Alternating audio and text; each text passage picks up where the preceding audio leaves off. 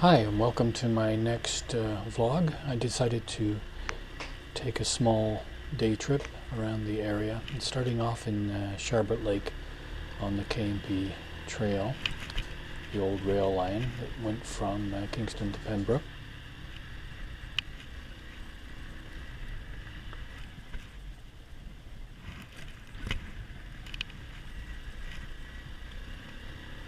And I'm not sure if what I'm going to take is a spur of the K&P, and this is going west now.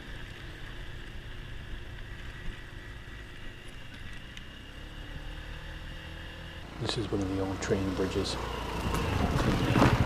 Pretty rough shape, but still solid. It's a beautiful trail. Lots of little ponds and lakes. Mostly marshes, but very beautiful and quiet area.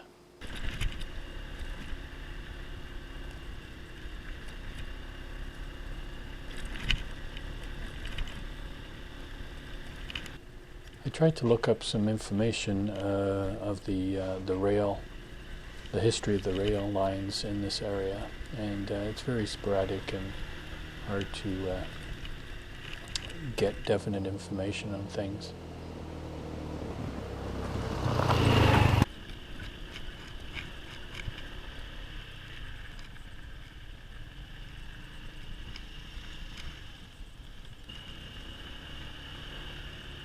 It's kind of nice going along trails like this and remembering the history of the rail lines and how it connected communities.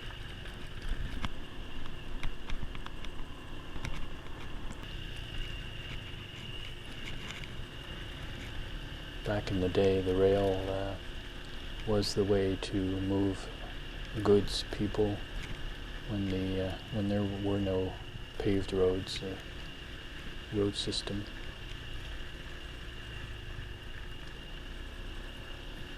The Ontario and Quebec Railway Company also had a lot of lines through here.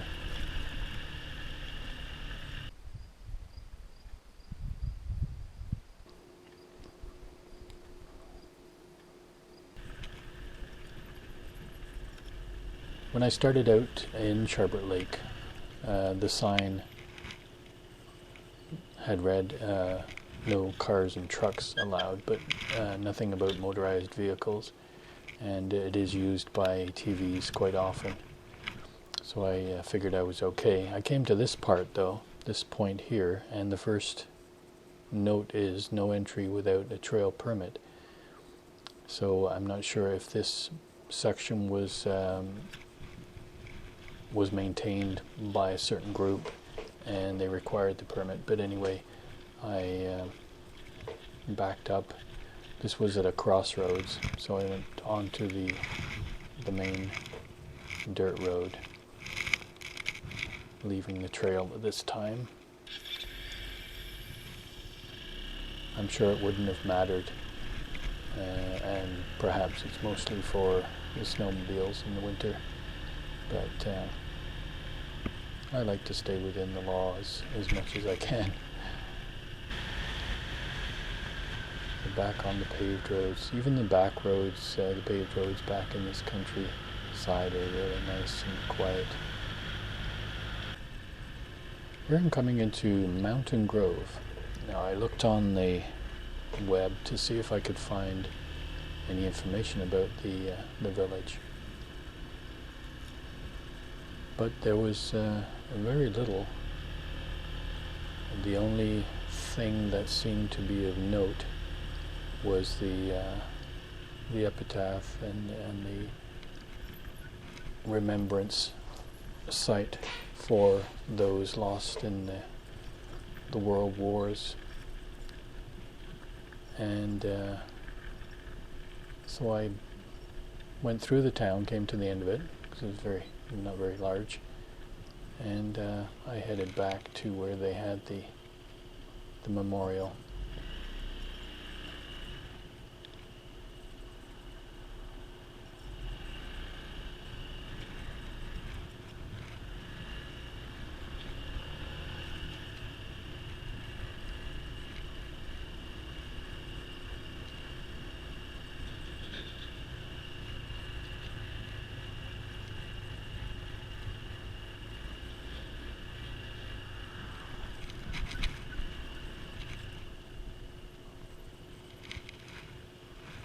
One thing I did find on the internet is a picture of the old memorial up on the hill. I'm going to go in there in a second, and that's where the war memorial was.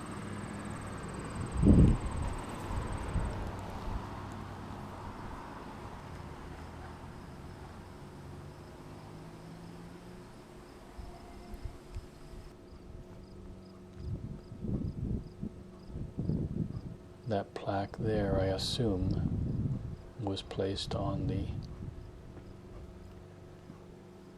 stone memorial up the top here. And old photographs had the war memorial right where this sign was, up on this hill. And this, I assume, is where the plaque was.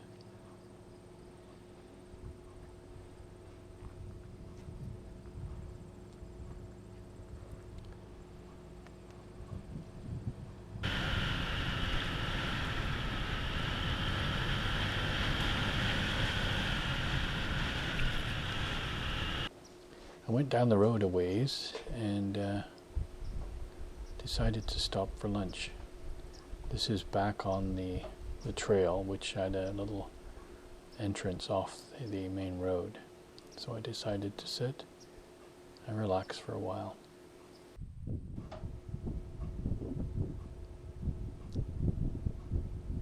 It's a beautiful day, but quite cool. Reminding me that it's getting quite close to fall now, last week of August. But this was a beautiful little spot, very quiet, hardly a sound, even very few birds.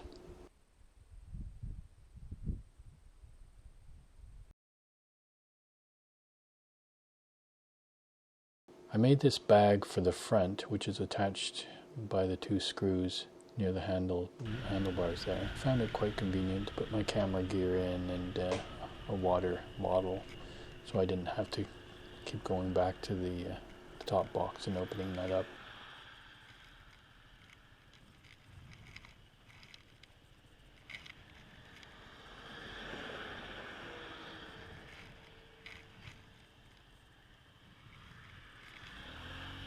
Back onto the 7.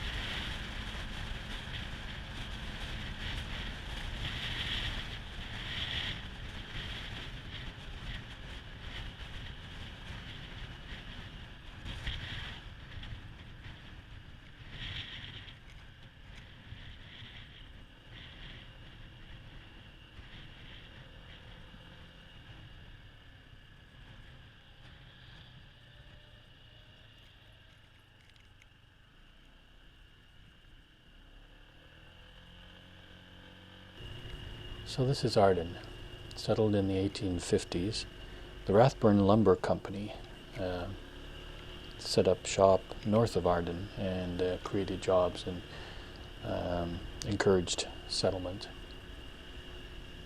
It was first named Clear Valley, then renamed Arden, not sure why, when the first post office was established. This is a little recreation area. There's a kind of a loop of a drive-through there, so I decided to check that out. This little girl was interested in my scooter, I think. Anyway, in 1882, the Ontario-Quebec Railway built a line through Arden, and they called the station Ardendale.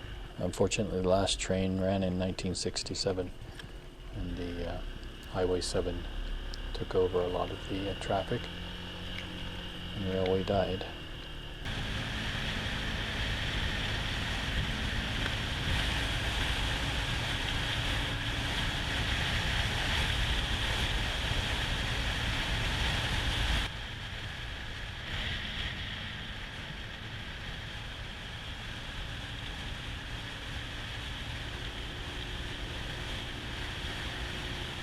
This was a nice road. Let me open up a bit and enjoy the twists and turns. Back roads of Ontario have so much to offer. It could be slow and gravel and quiet, and then you can get these really nice twisty roads that aren't very busy, and just enjoy the ride.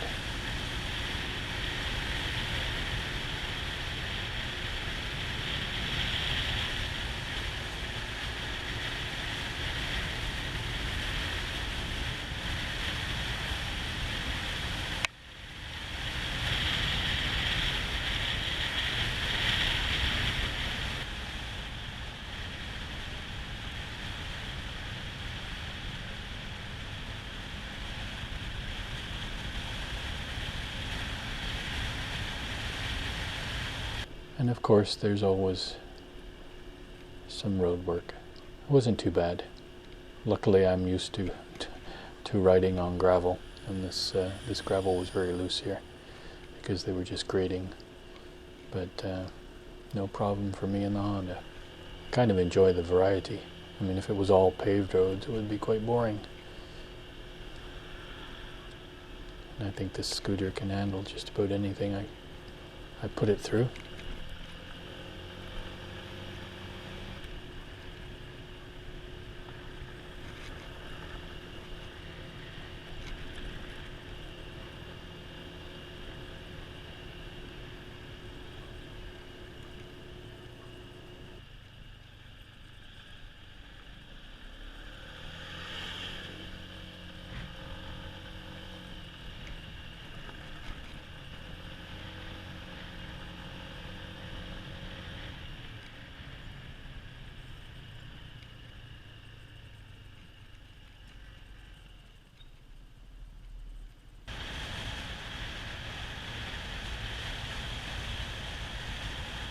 Here I am coming into Tamworth.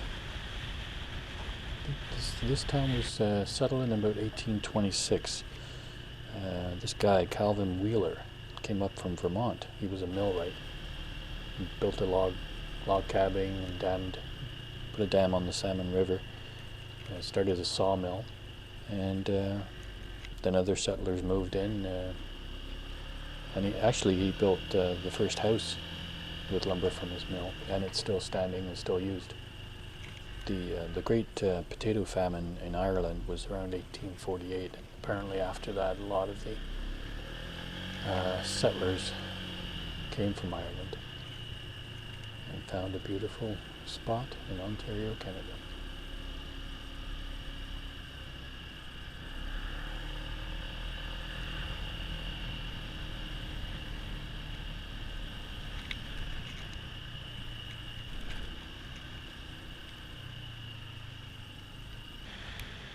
Anyway, thanks for joining me. See you again.